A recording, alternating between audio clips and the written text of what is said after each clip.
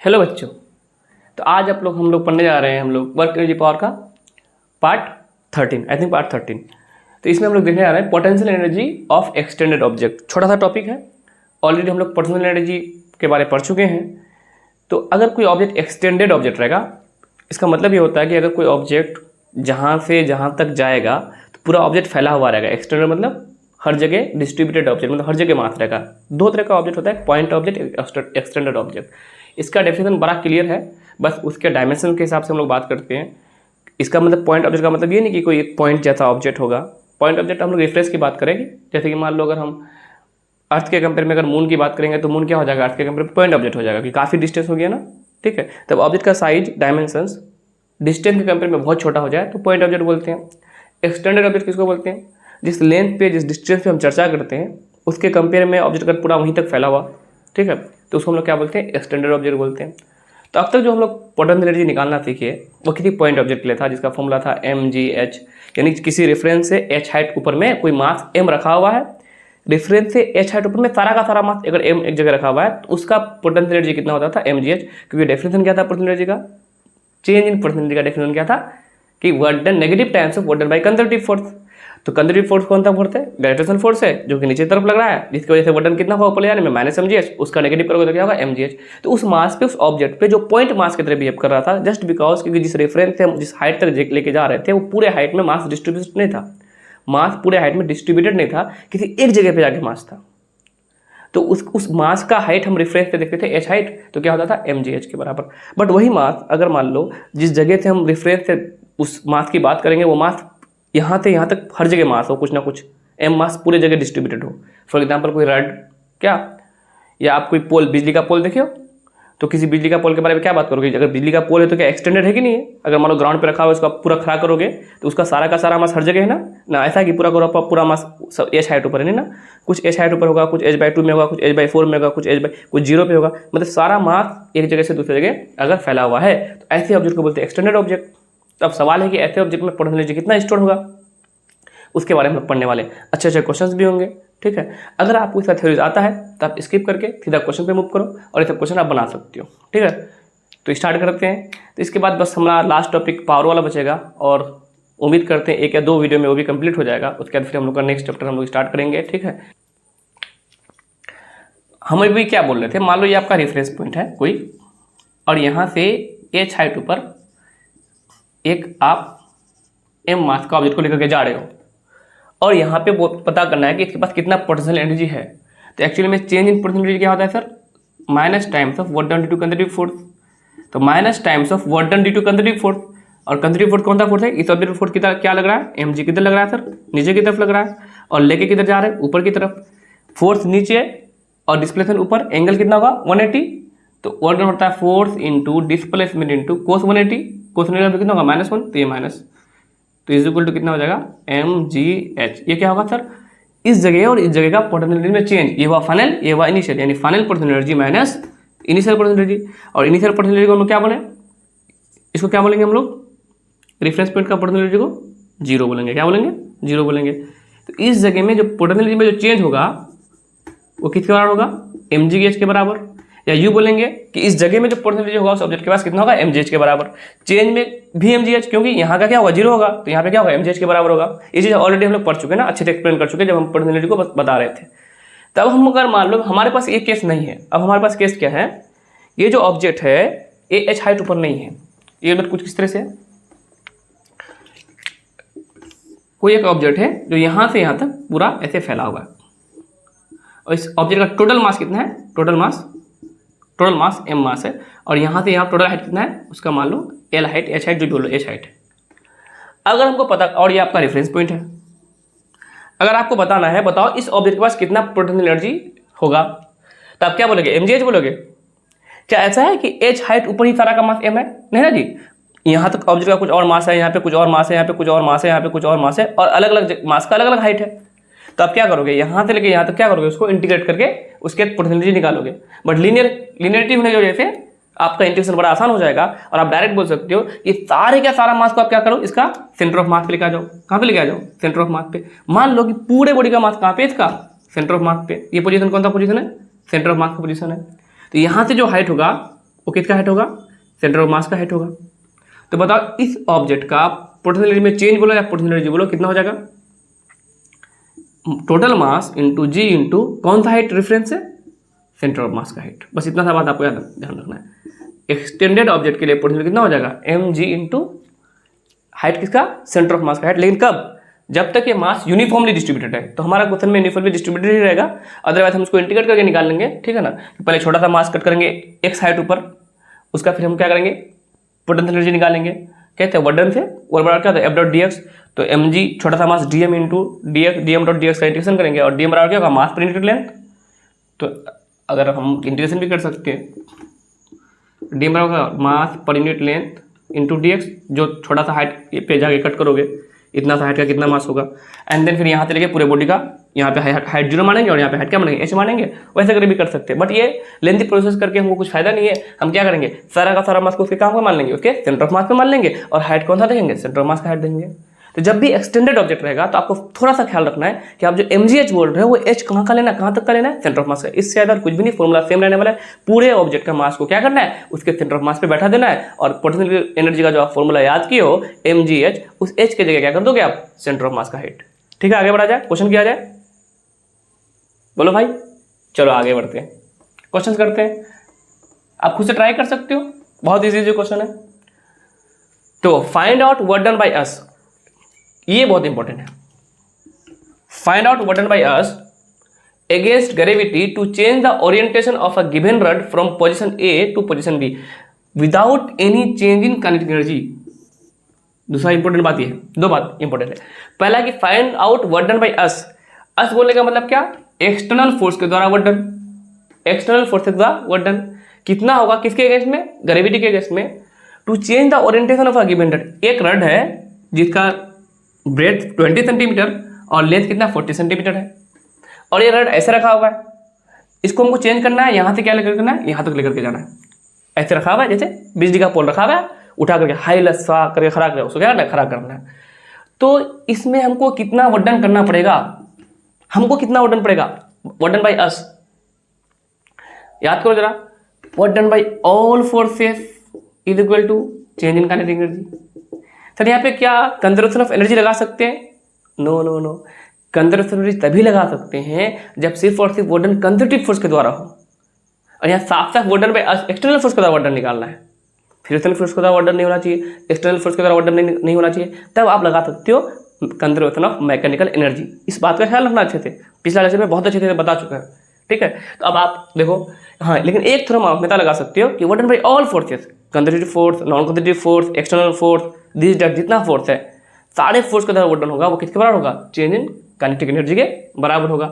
अब क्वेश्चन में गिवन है without any change in kinetic energy, यानी डेल्टा के ही क्या है, काइनेटिक एनर्जी में कोई चेंज नहीं हुआ है, यानी work done by all forces is equal to zero. All force में कौन कौन सा फोर्स होगा, एक तो यहाँ से यहाँ आप उसको उठा करके लेकर जाओगे तो इस पर कौन सा फोर्स लगेगा, इसका एमजी की वजह से ग्रेविटेशनल फोर्स लगेगा, और एक हम वर्डन करेंगे, हम लेकर के जाएंगे। उसके अलावा कोई और फोर्स लग रहा है क्या, या बॉडी मूव कर रहा है, फ्रिक्शन फोर्स वगैरह, ऐसा कुछ भी तो नहीं। बराबर चेंज इन काइनेटिक एनर्जी, ये हम लोग ऑलरेडी पढ़े हुए हैं। तो आप देखो वर्डन बाई ऑल फोर्सेस बराबर, क्योंकि काइनेटिक एनर्जी चेंज कितना बोला, जीरो बोला है, तो इज इक्वल टू आप क्या कर दोगे, जीरो कर दोगे, ठीक है। ऑल फोर्स में कौन कौन सा फोर्स है सर, कंजर्वेटिव फोर्स है और एक्सटर्नल फोर्स है, इज इक्वल टू जीरो। अब एक्सटर्नल फोर्स का ऑर्डर निकालना है तो मैं इसको उस पाल के चला हूँ, minus times of work done to conservative force. अभी थोड़ी देर पहले आपको बता रहे थे क्या होता है, क्योंकि work done by conservative force बराबर क्या होता है, change in potential energy is equal to negative times of work done by conservative force, यानी negative times of change in potential energy. ये माइनस माइनस क्या हो जाएगा, प्लस हो जाएगा, यानी work done by external force क्या हो जाएगा आपका, डेल्टा यू के बराबर। आप हमेशा के लिए चीज नोट डाउन कर सकते हो, याद रख सकते हो क्या, जब तक अगर कोई भी चेंज काइनेटिक एनर्जी में ना हो, यानी किसी ऑब्जेक्ट को हम एक जगह से दूसरी जगह लेकर के जा रहे हैं और इतना आराम से लेकर जा रहे हैं, इतना जनरली लेकर के जा रहे हैं कि उसका काइनेटिक एनर्जी में कोई चेंज ना हो, इसका मतलब उसका स्पीड में कोई चेंज हम नहीं कर रहे हैं, ठीक है। अगर ऐसा केस है तो एक्सटर्नल फोर्स का जो वर्डन होगा किसके बराबर होगा, हमेशा चेंज इन पोटेंशियल एनर्जी, मतलब final potential energy minus initial potential energy. इस ऑब्जेक्ट का ये फाइनल पोजीशन है और ये इनिशियल पोजीशन है, यानी हमको अल्टीमेटली करना ये है final potential energy minus initial निकालना है। फाइनल मतलब बी का पोजीशन और इनिशियल मतलब ए का पोजीशन। तो आप देख सकते हो इसका और इसका हमको पोटेंशियल एनर्जी निकालना है। लेकिन यहाँ पे है क्या, ये जो रड है ये 20 सेंटीमीटर का लेंथ है, चौड़ाई है, और पूरा 20 kg का है। तो मुझे एक बात बताओ, जब ए पोजीशन पे था तो इसका कितना परसेंट एनर्जी था?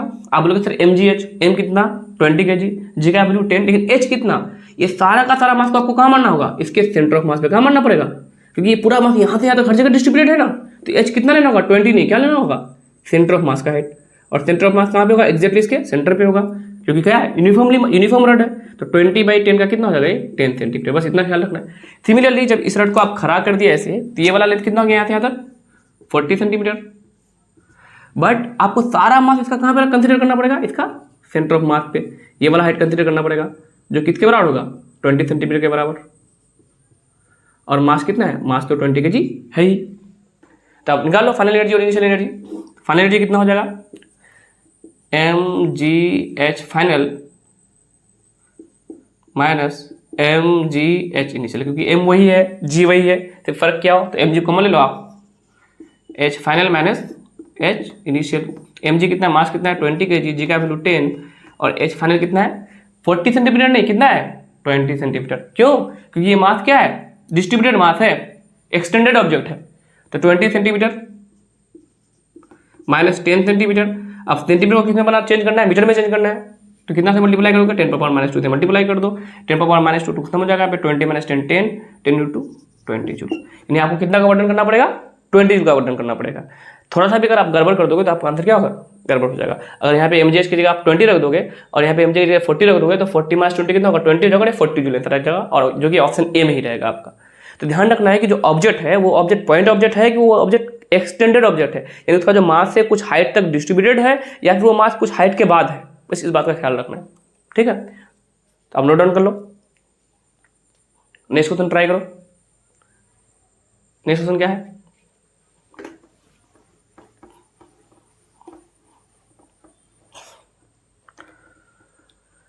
Find out work done to fill a cubical container of side 2 metre. देखो, एक क्यूबिकल कंटेनर जिसका साइड कितना है? 2 मीटर है। क्यूबिकल कंटेनर एक बर्तन है जिसका साइड 2 मीटर है, मतलब एक क्यूब बर्तन है जिसका लेंथ 2 मीटर है, ठीक है, उसका ब्रेथ भी 2 मीटर है और हाइट भी क्या है? 2 मीटर है। मतलब लेंथ, ब्रेथ और हाइट ये सब क्या है? 2-2 मीटर का है, ठीक। इसको आपको भरना है। तो कितना वर्डन हमको करना पड़ेगा इसको भरने में? पूरा कहानी क्वेश्चन में नहीं लिखा हुआ है, लेकिन अब जब इसको हम भरेंगे तो उस आराम से भरेंगे, इतना आराम से कि जिस ऑब्जेक्ट को इसके अंदर फिल करेंगे उसका काइनेटिक एनर्जी में कोई चेंज नहीं होना चाहिए। अगर नहीं भी दिया है तो आपको मानना है। और अभी हम बताएं वर्डन बाय एक्सटर्नल फोर्स क्या होगा? चेंज इन पोटेंशियल एनर्जी, लेकिन कंडीशन क्या है कि डेल्टा के क्या होना चाहिए? 0 होना चाहिए। एग्री? तो बताओ, तो कितना पोटेंशियल में चेंज होगा? Final energy minus initial energy. अब देखो, इनिशियल में ये कंटेनर खाली था, कुछ मास ही नहीं था, तो इनिशियल परसेंटेज का क्या होगा? इनिशियल क्या हो जाएगा? 0 हो जाएगा। अब रही बात भरने की, तो मैं इसको अगर फिल कर दूंगा तो 2 मीटर साइड का एक क्यूब है और मैं इसको वाटर से भर रहा हूँ, ठीक है। तो मैं जब उसको वाटर से भरूंगा, तो क्यूब को वाटर से भरूंगा तो पूरा का पूरा क्यूब में वाटर आ जाएगा, तो पूरा का पूरा मास, पूरा का पूरा जो वाटर है पूरे क्यूब में फैला हुआ रहेगा। लेकिन अब हम क्या करेंगे सर? mgh लगाएंगे, पोटेंशियल एनर्जी का फॉर्मूला। तो हम क्या करेंगे? सारा मास को उसके सेंटर पे मान लेंगे और हाइट कहाँ तक का देखेंगे? सेंटर तक का हाइट देखेंगे। आप खुद बताओ, एक क्यूब है बर्तन, एक क्यूब है बर्तन, 2 मीटर 2 मीटर 2 मीटर, आप उसको भर रहे हो, फुल कर दिए। तो बताओ उसका अगर रेफरेंस ग्राउंड को मान लोगे आप, उस ग्राउंड से h कितना होगा? 2 मीटर होगा कि 1 मीटर होगा? 1 मीटर होगा ना? 1 मीटर होगा ना? 2 मीटर पूरा हाइट है, सारा मास को सेंटर पे बैठा दिए, तो सेंटर पे ग्राउंड से हाइट कितना होगा? वेरी गुड, 1 मीटर कितना का होगा? 1 मीटर का होगा। तो बताओ फाइनल एनर्जी की फॉर्मूला लिखो फाइनल एनर्जी का, तो mgh, तो h कौन सा? Centre of mass. तो मास कितना होगा? Very good question, mg। चलो h तो मिल गया, h कितना है? 1 मीटर माइनस 0 यानी mgh के बराबर। अब सर ये मास वगैरह तो कुछ दिया ही नहीं है। अब भाई साहब इसके अंदर पानी भर रहे हो, क्या भर रहे हो? क्यूब के अंदर क्या भर रहे हो? पानी भर रहे हो। तो 2 मीटर क्यूब में पानी भर रहे हो, तो आपको कितना मास आएगा उसका? आपको मास निकालना है। मास कैसे निकालोगे सर? हमको मास एक तरह से निकाल सकते हैं कि उस क्यूब का हमको वॉल्यूम पता है, क्योंकि 2 मीटर का साइड है, और वॉल्यूम ऑफ क्यूब क्या होता है? साइड का क्यूब। सर अगर वॉल्यूम पता है तो क्या मतलब हो गया? अरे वॉल्यूम पता है और जिस चीज़ को भर रहे हो उसका डेंसिटी भी पता है आपको। वाटर का डेंसिटी आपको पता होना चाहिए, क्या होता है? 1000 kg पर मीटर क्यूब। आपको डेंसिटी पता है, वॉल्यूम पता है किसी का, तो वहाँ पे कितना मास है आपको ऑब्वियसली पता है, क्योंकि डेंसिटी बराबर क्या होता है? डेंसिटी बराबर होता है मास बाई वॉल्यूम। तो मास बराबर यहाँ से क्या हो जाएगा? मास बराबर होगा डेंसिटी गुना वॉल्यूम। तो बताओ मास बराबर होगा डेंसिटी गुना वॉल्यूम, तो वाटर का डेंसिटी कितना होता है सर? 1000 kg पर मीटर क्यूब। और वॉल्यूम कितना होगा? सर क्यूब का वॉल्यूम क्या होता है, साइड का क्यूब, तो साइड कितने का है 2 मीटर, तो उसका क्यूब कितना हो जाएगा सर 2 का क्यूब 8 हो जाएगा, और जी का वैल्यू कितना हुआ 10 हुआ -0, तो कितना सर आ जाएगा 8 × 10⁴ जूल या 80 किलो जूल। ऑप्शन में रहेगा आपका 80 किलो जूल। 10⁻³ को क्या बोलते हैं, किलो बोलते हैं। तो इस तरह से आप एक एक्सटर्नल फोर्स के द्वारा वर्क जो निकालना हो कभी भी, तो आप ये वाला फॉर्मूला यूज कर सकते हो। बस खाली ध्यान रखना है कि वहाँ पे काइनेटिक एनर्जी में कोई चेंज ना हो, काइनेटिक एनर्जी में कोई चेंज ना हो, तो आप इजीली एक फॉर्मूला को लगा करके आप क्वेश्चन को कर सकते हैं। हाँ, जब क्वेश्चन करोगे तो पोटेंशियल एनर्जी का फॉर्मूला में आपको जरूर ध्यान रखना है कि जब जिस ऑब्जेक्ट का जो पोटेंशियल एनर्जी आप निकालने जा रहे हो, ठीक है, वो जो मास है, जो मास का जिस मास के बारे में आप mgh लगाने जा रहे हो, वो मास एक्सटेंडेड है कि पॉइंट ऑब्जेक्ट है। अगर पॉइंट ऑब्जेक्ट है तो h हाइट पूरा, एक्सटेंडेड है तो सारे का सारा मास को कहाँ पे लेना है, उसका सेंटर ऑफ मास पे लेना है। आई थिंक आपको समझ में आ रहा होगा। इसके बाद भी कुछ बेहतरीन क्वेश्चन आ रहा है इसी कॉन्सेप्ट पे, ठीक है, और आपको खुद से पहले ट्राई करना है, उसके बाद फिर अगर नहीं बने तो फिर जाके वीडियो कंटिन्यू करना है। पहले आप खुद से ट्राई करो, फिर आगे देखो।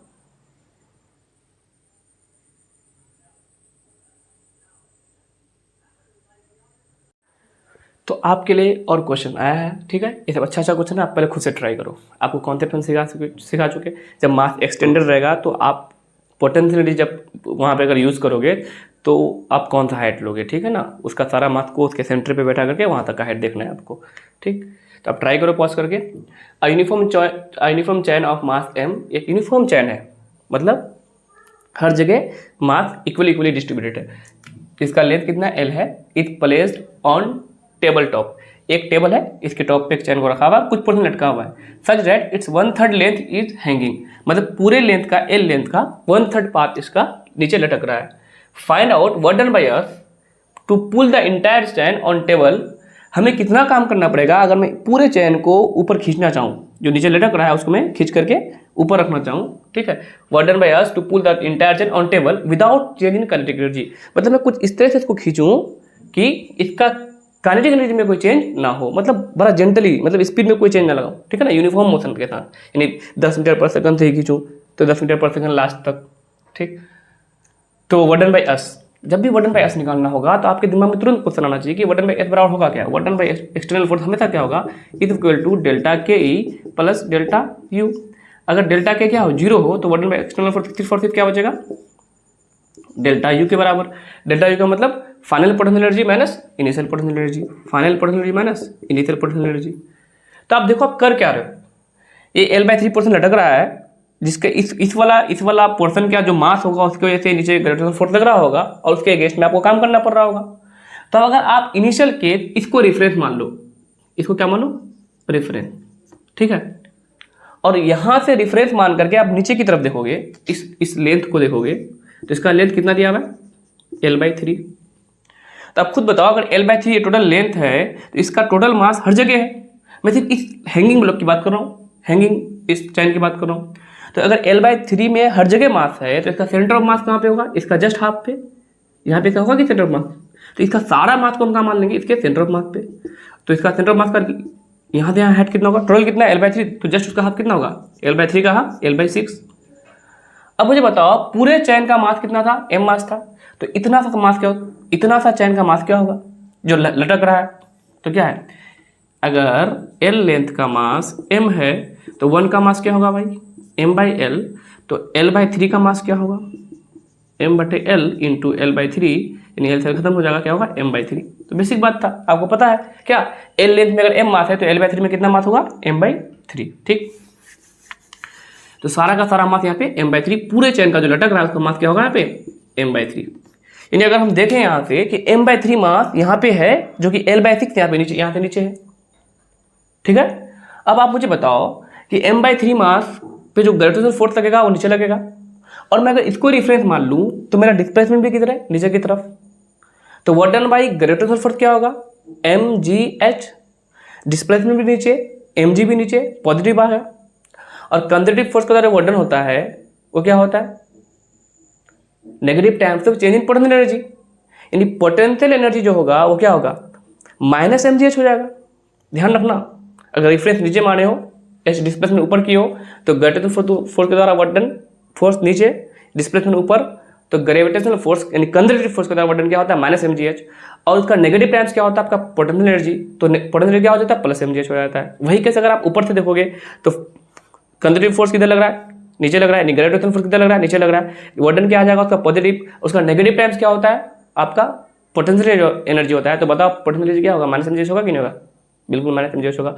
और जब मैं इसको खींच करके यहाँ लेकर के चलाऊंगा रेफरेंस पे, क्योंकि मैं रेफरेंस ऊपर को मान लिया हूँ, खींच करके मैं लास्ट में फाइनली मैं खींच करके ऊपर लेके चले आऊंगा तो इसका हाइट क्या हो जाएगा, जीरो हो जाएगा, यानी फाइनल एनर्जी क्या हो जाएगा, जीरो हो जाएगा। यही फायदा होने के लिए मैंने रेफरेंस कहाँ मान लिया, ऊपर मान लिया। आप नीचे भी रेफरेंस मान सकते हो, इसको इनिशियल केस उसको फाइनल केस बोल सकते हो, एक ही आंसर आएगा।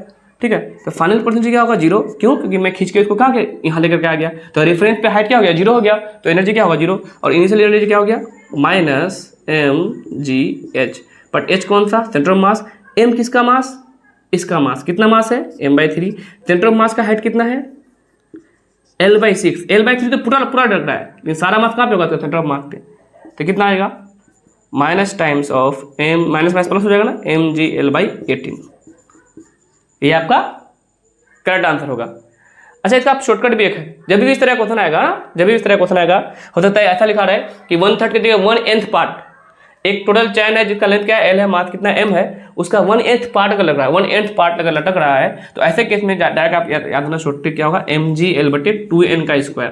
ठीक है ना, 2n का स्क्वायर जितना भी लटक रहा होगा। ठीक, तो 1/8 की अगर 1/8 दिया रहेगा 1/8 क्वेश्चन में, तो 1/3 की जगह 1/8, तो अगर 1/2 दिया रहेगा 1/4 दिया रहेगा, तो n का स्क्वायर, n कितना 3 का स्क्वायर कितना होगा 9, 9 to the 18, डायरेक्ट आपका आंसर आ जाएगा, याद सकते हो। अदरवाइज बनाने में भी तो ज़्यादा समय लगेगा नहीं। ठीक है, तो बस यहाँ पे ख्याल करने वाला बात ये था, एक तो sir work done by external force बराबर क्या होगा, हमेशा चेंज इन का, क्यों कि वर्डन बाय ऑल फोर्सेस बराबर change in kinetic energy, all force में conservative plus non conservative plus external. ठीक है ना, सारा एक्सटर्नल के बाद कितना वर्डन बचेगा, उस पार जगह लेके जाओगे तो आप, क्योंकि कंजर्वेटिव को उस पार क्या लिखोगे, इस बार माइनस डेल्टा यू, उस पर जाकर प्लस डेल्टा यू हो जाएगा। तो एक्सटर्नल फोर्स का वर्डन कितना होगा, हमेशा डेल्टा के प्लस डेल्टा यू। जब लिखा हुआ रहेगा डेल्टा के क्या जीरो है, तो आप लगा लोगे फटाफट। अब डेल्टा यू का मतलब क्या, final potential energy minus initial potential energy, बड़ा इजी चीज है। लेकिन पोटेंशियल एनर्जी जब भी आप निकालोगे तो जितना मास है उस मास को देखोगे, वो मास डिस्ट्रीब्यूटेड है क्या पूरे लेंथ में, पूरे हाइट में, तो उसका सारा का मास को कहाँ पर मानोगे, सेंटर ऑफ मास पे। इस क्वेश्चन में टोटल मास L था, टोटल मास M था, टोटल लेंथ L था, और ये L/3 ही लटक रहा था जिसपे ग्रेविटेशनल फोर्स लग रहा था।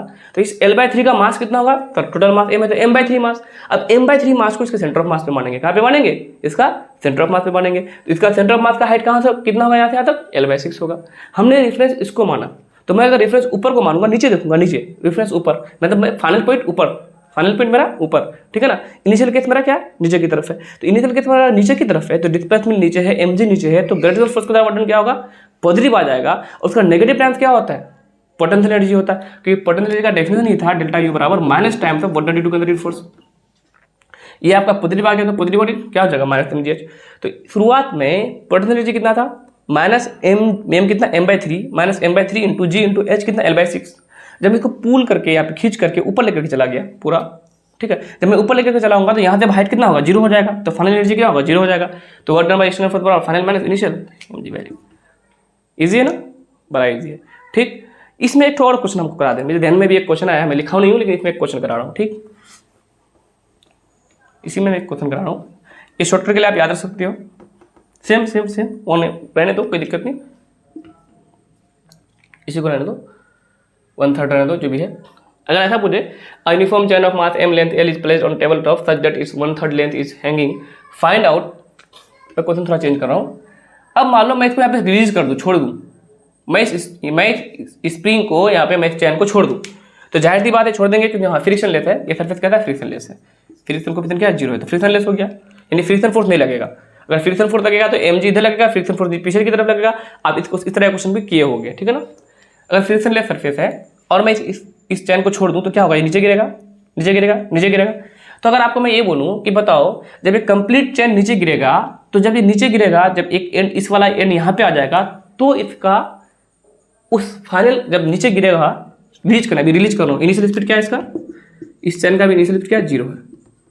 मैं अगर छोड़ दूंगा तो नीचे गिरेगा, mg को जैसे नीचे गिरेगा, जब नीचे गिरेगा तो इसका फाइनल स्पीड क्या होगा, अगर ये आपको निकालने के लिए बोलेगा। ठीक है, अगर आपको निकालने के लिए बोलेगा, इफ चैन इज, क्वेश्चन लिख लो, if chain is released then find out speed when last end leave the table. जब इसका आखिरी छोर टेबल को छोड़ दे तो उसका स्पीड कितना होगा, सोचो जरा। जब भी आपको स्पीड निकालना होगा या हाइट निकालना होगा तो आपके दिमाग में सबसे पहले आना चाहिए कि हम क्या लगाएंगे, कंजर्वेशन ऑफ एनर्जी लगाएंगे। लेकिन आपको ख्याल रखना होगा कि कंजर्वेशन एनर्जी तभी लगा पाएंगे जब हमारा वर्क डन सिर्फ और सिर्फ कौन सा फोर्स की वजह से हो, कंजर्वेटिव फोर्स की वजह से हो। देखो तो आप यहाँ पे वर्क डन किसकी वजह से हो रहा है, मैं इसको छोड़ दूंगा तो सिर्फ और सिर्फ mg लगेगा, यहाँ पे कोई भी फ्रिक्शन नहीं है। तो अगर फ्रिक्शन फोर्स है नहीं, यानी नॉन कंजर्वेटिव फोर्स है नहीं, एक्सटर्नल फोर्स कुछ हो नहीं रहा है, ठीक है। तो यहाँ पे आप साफ साफ हमको दिख रहा है इस केस में इस चैन पे सिर्फ और सिर्फ कौन सा फोर्स लग रहा है, ग्रेविटेशनल फोर्स लग रहा है, जो कि एक कंजर्वेटिव फोर्स है। तो आप यहाँ पे बड़ा इजीली लगा सकते हो कंजर्वेशन ऑफ मैकेनिकल एनर्जी। यानी दो अलग अलग केस में इसका एनर्जी क्या रहेगा, कंजर्व रहेगा। दो अलग अलग केस क्या, एक जब मैं चैन को छोड़ रहा हूँ क्योंकि मुझे उस समय का स्पीड पता है, इस समय का स्पीड पता होने का मतलब क्या हुआ, इस समय का काइनेटिक एनर्जी पता है, इस समय का मुझे पोटेंशियल एनर्जी पता है। यहाँ अगर मैं इसको रेफरेंस मानूं, ठीक है, जब ये चैन पूरा गिर जाएगा तो पूरा लेंथ कितना होगा, एल लेंथ नीचे आ जाएगा, तब का भी मुझे पोटेंशियल एनर्जी पता हो जाएगा और तब का मुझे काइनेटिक एनर्जी निकालना है, इट मीन्स फाइनल स्पीड निकालना है, ठीक है। तो आप आराम से लगा सकते हो क्या, initial kinetic energy plus initial potential energy बराबर क्या होगा, final kinetic energy plus final potential energy. और आप आराम से खुद बना सकते हो। इनिशियल में काइनेटिक कितना है, इस केस में जब मैं छोड़ रहा हूँ तो 0 है। सर पोटेंशियल एनर्जी कितना है बताओ, हाँ जो पार्ट लटक रहा है उसी पर mg लग रहा है ना, उसी की वजह से mg लग रहा है। तो इसका मास कितना है सर, m/3। और मैं अगर इसी को रेफरेंस मान लूँ तो बताओ, या आप किसी को भी रेफरेंस मान लो, नीचे ऊपर कहीं भी रेफरेंस मान लो, ठीक है ना। तो बताओ कितना हाइट हुई सर यहाँ से, सर L/3, नो L/6। क्यों, क्योंकि पूरा का पूरा मास m/3 पूरे चैन में है। तो सारे का सारे मास को मैंने अगर सेंटर पे लेकर आ गया तो यहाँ से हाइट कितना होगा, L/6 होगा। तो बताओ, हाँ अब प्लस mgh की माइनस mgh, अगर रेफरेंस ऊपर मानोगे तो माइनस mgh, बस ध्यान रखना। तो अगर माइनस नीचे भी मान के बना सकते हो, माइनस m के जगह m/3 g, h के जगह L/6 is equal to final kinetic energy. Final का एनर्जी कितना होगा वो तो निकालना है मुझे, हाफ mv²। ये v² निकालना है, मैं थोड़ा जगह बनाने के लिए इधर लिख रहा हूँ, half mv² plus final potential energy. अब सोचो जब ये चैन पूरा लास्ट में क्या होगा, ये चैन पूरा नीचे आ जाएगा। ये चैन क्या आएगा, फाइनल कैसे बना रहा हूँ, नीचे आ जाएगा। अब बताओ पूरा का पूरा चैन कहाँ पे आ गया, नीचे आ गया। पूरा का पूरा चैन नीचे आ गया तो पूरा यहाँ से यहाँ तक कितना लेंथ है सर, L लेंथ है। पूरा का पूरा मास कितना है सर, m मास है। क्या करूँगा मैं, पूरा मास को कहाँ पे बैठाऊंगा, इसका सेंटर ऑफ मास पे। और बताओ सेंटर ऑफ मास का हाइट यहाँ से यहाँ तक कितना होगा, पूरा लेंथ L है, यहाँ तक हाइट कितना होगा, L/2 होगा कि नहीं होगा। तो मैं इस रेफरेंस अगर मैं देखूंगा नीचे की तरफ, तो पूरा मुझे क्या दिखेगा, L/2 नीचे में m मास रखा हुआ है। नो L/2 में m मास रखा हुआ है। L पूरे यहाँ पे डिस्ट्रीब्यूटेड है ना, तो सारा का सारा मास को आप कहाँ पे लेकर चले आओगे, इसके सेंटर ऑफ मास पे लेकर के चले आओगे। तो आपको मिलेगा फाइनल परसेंटेज कितना हो जाएगा, हाँ क्योंकि रेफरेंस आप ऊपर से देख रहे हो ना, तो ऊपर से देखने से होता क्या है कि सर डिस्प्लेसमेंट भी नीचे है, mg भी नीचे है, यानी ग्रेविटेशनल फोर्स के द्वारा ऑर्डर क्या पॉजिटिव होगा, और उसका नेगेटिव को हम लोग क्या बोलते हैं, पोटेंशियल एनर्जी बोलते हैं। यानी माइनस में हो जाएगा minus m total mass into g into h के जगह L/2। और आपको भी निकालना है, बस एक लाइन का क्वेश्चन हो गया। क्या आप एक काम करो, दो इस तरफ से m कॉमन लेके खत्म कर दो, यहाँ पे m, यहाँ पे कितना बचा, माइनस GL/18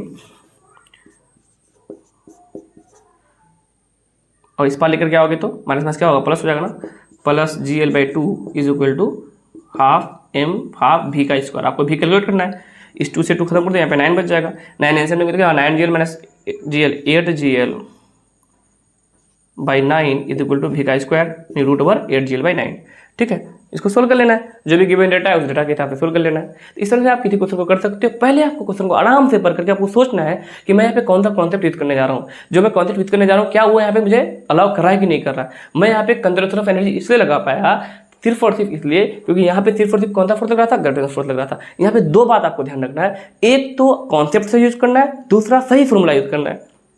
आप फॉर्मूला सिर्फ रट करके चले आओगे तो नहीं होगा, आप mgh रटने से नहीं होगा। आपको पता होना चाहिए mgh का मतलब वो h हाइट ऊपर सारा का सारा मास होना चाहिए। तो अभी भी mgh ही लगा रहा हूँ, लेकिन मेरा h हाइट कहाँ पे हो रहा है, अगर डिस्ट्रीब्यूटेड मास है तो सारा का सारा मास को उसके सेंटर ऑफ मास पे, और हाइट किसका, सेंटर ऑफ मास का हाइट देख रहा हूँ।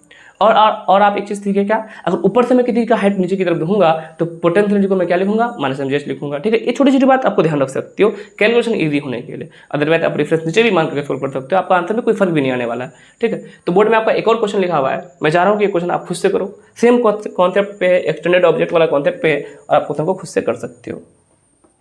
ट्राई करो यार, खुद से ट्राई करो। आप देखो आपको क्या यूज करना है, आपको पढ़ करके देखना है, स्टोरी की तरह पढ़ो। आप पूछो n blocks each of mass m, side l, n blocks था या n ब्रिक्स था? वो ईटा ब्रिक्स होगा शायद क्वेश्चन में, आया क्वेश्चन है शायद किसी एग्जाम का, जेई का या नीट का आया क्वेश्चन है। n bricks each of mass m inside l are placed on horizontal surface. बहुत सारा ईटा हॉरिजॉन्टल सरफेस में ऐसे रखा हुआ है, इसका मास क्या है? मास m है और साइड इसका कितना? l। ये l मतलब इस तरह से रखा हुआ है यहाँ पे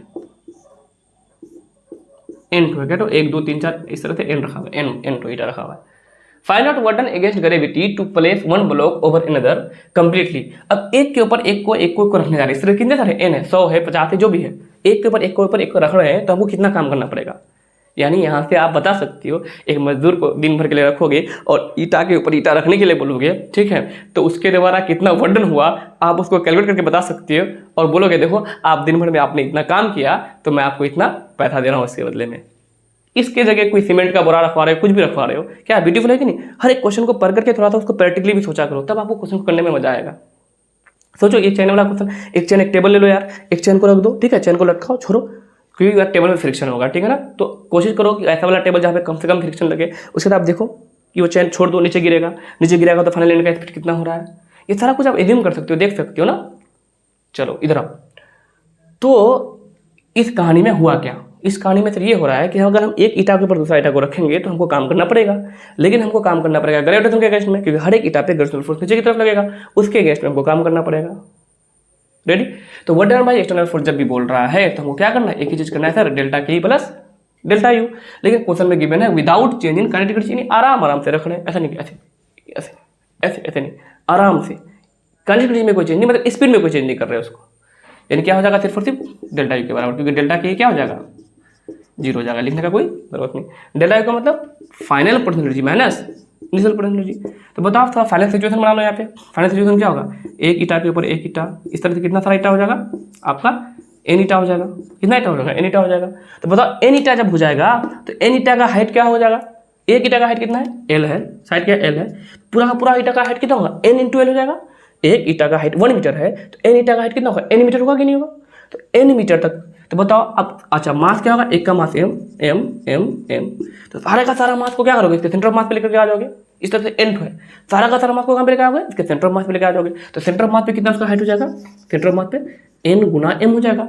एक ईटा का मास m तो सबका मास n इंटू m, ठीक है। अच्छा उसके बाद सेंटर ऑफ मास तक का हाइट क्या होगा? ये पूरा का पूरा हाइट कितना हो गया? n इंटू l हाइट हो गया। तो बताओ यहाँ से यहाँ तक का हाइट कितना हो जाएगा? उसका just half n into l by 2। तो ये आपका total mass n into m centre of mass पे और पूरा हाइट यहाँ से यहाँ तक n इंटू l। प्राइस दिए के लिए एक ईटा का शुरुआत में क्या था? शुरुआत में ईटा ऐसी था। तो बताओ एक ईटा के वजह से अगर बोलोगे पोटेंशियल एनर्जी तो सबका रिफरेंस का क्या करोगे? ये तो पूरा का पूरा मास पूरे ईटा में डिस्ट्रीब्यूटेड है, तो सारा का सारा मास को कहाँ पे रखोगे? सब ईटा का सेंटर ऑफ मास पे रखोगे। तो बताओ सेंटर ऑफ मास का हाइट कितना होगा? ये पूरा l है तो क्या होगा? l बाई 2 होगा कि नहीं होगा? l बाई 2 होगा। और इस तरह का कितना ईटा है? n टू ईटा है। तो शुरुआत में कितना टू ईटा है? n टू ईटा है, तो मास कितना होगा? n गुना m हो जाएगा और हाइट कितना होगा? l बाई 2 हो जाएगा। ये शुरुआत का कहानी होगा और ये बाद का कहानी होगा। तो फाइनल पोटेंशियल एनर्जी बराबर mgh, m के जगह सर n गुना m, m के जगह n गुना m, g के जगह g और h के जगह n Guna l by 2। Initial energy क्या होगा सर? सर mgh, m की जगह क्या मास है सर? n मास है तो n गुना m और g की जगह g और h की जगह l नहीं, कितना? l by 2। अब सोल्व कर लो इसका, क्या ये निकालना था ना, वजन निकालना था। तो n into m into g into l by 2 common हो जाओ, n m g l by 2 common ले लो, यहाँ बचेगा एक n बचेगा और यहाँ पे बचेगा -1, ठीक है। और जो डेटा रहेगा उसके हिसाब से आप फुल कर लोगे, अगर अदरवाइज ऐसे ही रहेगा तो इसी में आपका ऑप्शन दिख जाएगा। तो इस तरह से आप क्वेश्चन को बड़ा इजीली कर सकती हो अगर आपको कॉन्सेप्ट पता हो गया। तो आपको कैसा लगा? आई थिंक ये सारा क्वेश्चन में आपको मजा आया होगा और इस पैटर्न पे क्वेश्चन आता है तो आपको ध्यान रखना है। हमारा जो नेक्स्ट टॉपिक होगा, ठीक है, अब सिर्फ हमारा टॉपिक कौन सा बचा? पावर बचा। पावर से पहले तक, वर्क से लेकर अब तक एनर्जी तक, इन 2 टॉपिक्स में जितने सारे वैराइटीज़ हैं, जितने सारे पॉसिबिलिटीज़ हैं क्वेश्चन का, मैंने सब कुछ आपको डिटेल से बताया, पूरे कॉन्सेप्ट सारा आपको मैं बता चुका हूँ। उसके बावजूद भी अगर आपका कोई क्वेश्चन नहीं बन रहा है, कोई वैसा क्वेश्चन दिख रहा है जो आपको नहीं बन रहा है, तो आप बिल्कुल कमेंट सेक्शन में बता सकते हैं। कोई एक स्टूडेंट ने कमेंट सेक्शन में बोला था कि सर हम वर्टिकल प्लेन का सर्कुलर मोशन में हम बात करना चाहते हैं और वहाँ पे हम कंजर्वेशन ऑफ एनर्जी की लगाने चाह रहे हैं। तो बिल्कुल जब सर्कुलर मोशन आपका आएगा लेक्चर तो आप वहाँ पे बिल्कुल देख सकते हो, वो बिल्कुल वर्टिकल सर्कुलर प्लेन में हम लोग क्या लगाएंगे, कंजर्वेशन ऑफ एनर्जी लगाएंगे। लेकिन कंडीशन ध्यान रखना है कि तभी लगा पाएंगे जब मेरा सरफेस पे जहाँ पे आएगा वहाँ पे फ्रिक्शन फोर्स ना लगे, ठीक है। बेहतरीन क्वेश्चन वहाँ पे भी होता है, सर्कुलर मोशन में भी कॉन्सेप्ट यही लगता है, वर्क एनर्जी थर्म लगता है और कंजर्वेशन ऑफ एनर्जी लगता है। और वर्टिकल सर्कुलर मोशन में एक सेंट्रीफ्यूगल फोर्स का कॉन्सेप्ट लगता है कि net force toward the centre क्या होता है, mv² r के बराबर होता है। तो आप रेडी रहो नेक्स्ट लेक्चर पावर के लिए। Thank you.